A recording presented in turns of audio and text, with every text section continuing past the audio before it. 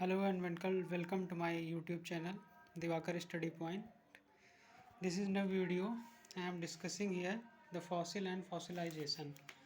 So fossil and fossilization in this video I will discuss only fossil and fossilization in the different videos. So let's discuss about fossils. क्या होते हैं fossils?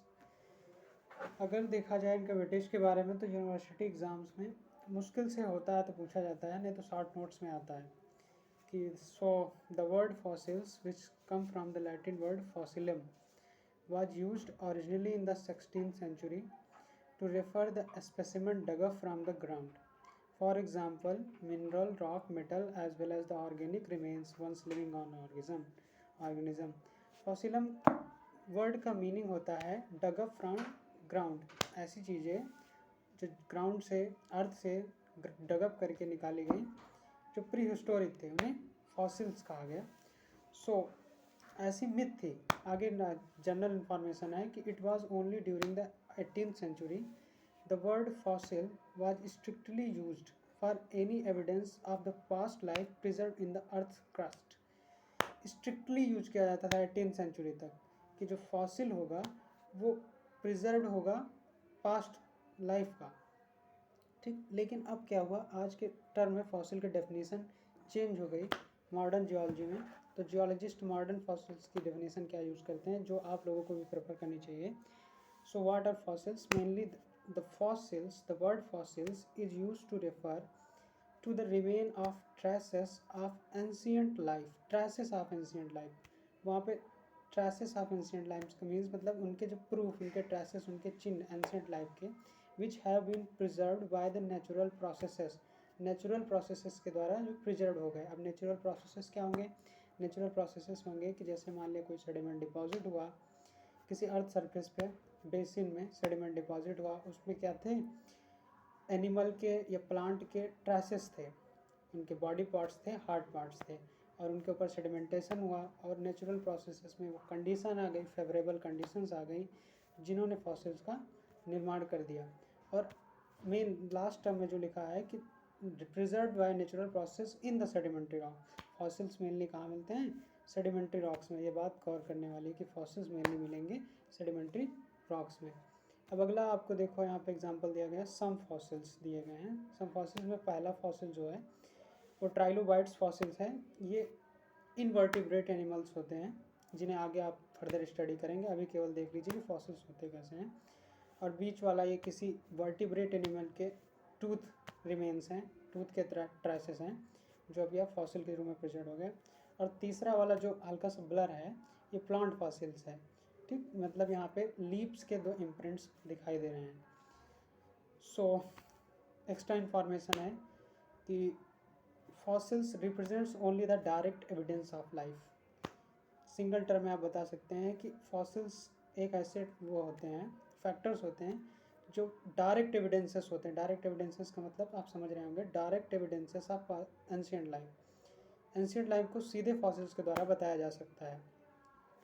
They may be found as preserved in skeleton, bones, cells of organism as preserved impression of behavior activities such as tracks, trails, footprints of organisms.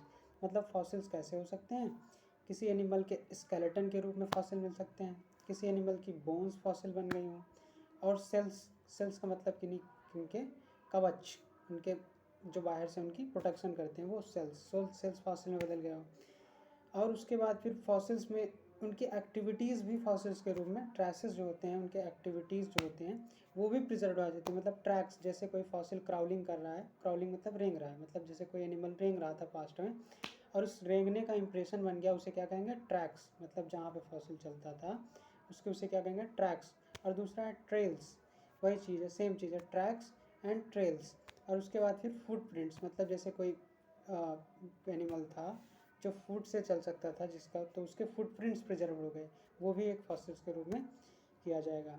अब most important line है नीचे की कि use of term fossil is usually restricted to remain organism that died before thousands million years, thousands और million of years.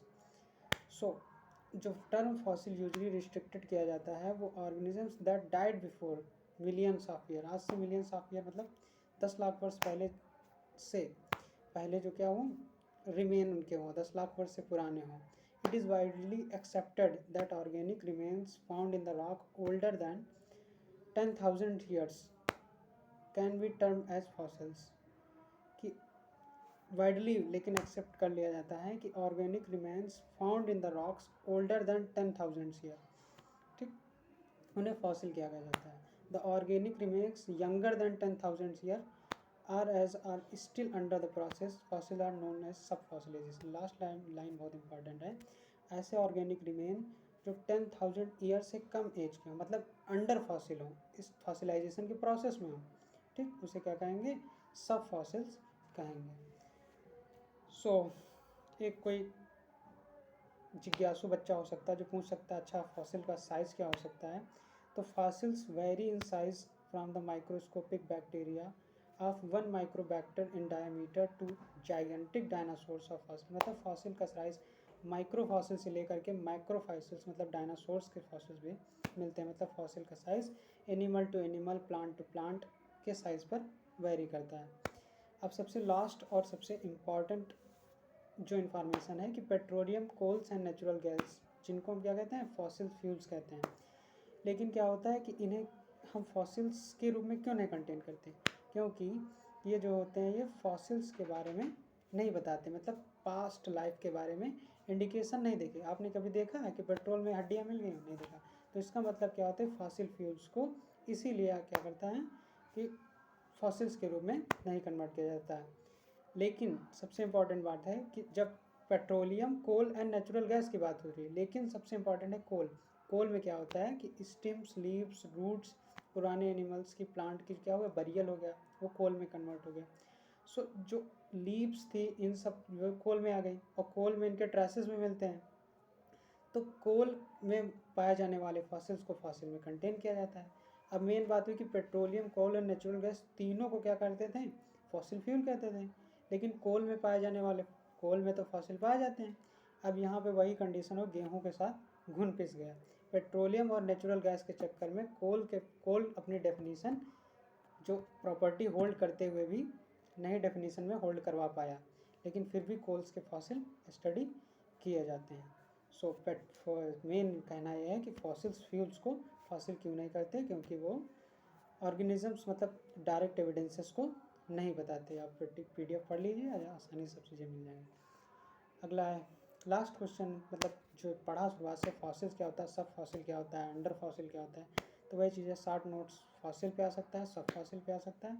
और last question ये university के लिए एग्जाम्पल नहीं, लेकिन आपकी जानकारी के लिए है कि why fossil fuel is not considered as fossil. So thank you for listening. Thanks a lot.